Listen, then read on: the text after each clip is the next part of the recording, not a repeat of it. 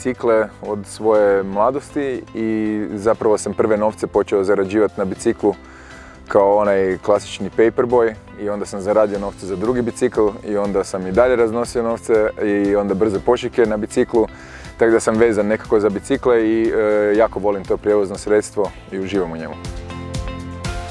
Meni je kod vožnje ona najljepša stvar je onaj mozak koji odrađuje stvari na podsvjesnom nivou, u računanju rute i tak dalje, tako da uživam u tom baš flowu vožnje i gledanju gdje će ljudi, gdje će auti, gdje ću ja.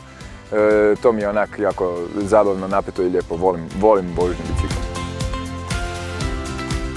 Biti ambasador biciklizma je jako velika i simpatična čast i dužnost i vrlo rado ću i dalje ljude sa biciklima pozdravljati i animirati ih da se voze, a na meni je da svojim primjerom pokažem da je to. Tako da evo, ljudi me sreću na biciklu pa onda valjda će vidjeti da je dobro voziti bicikl.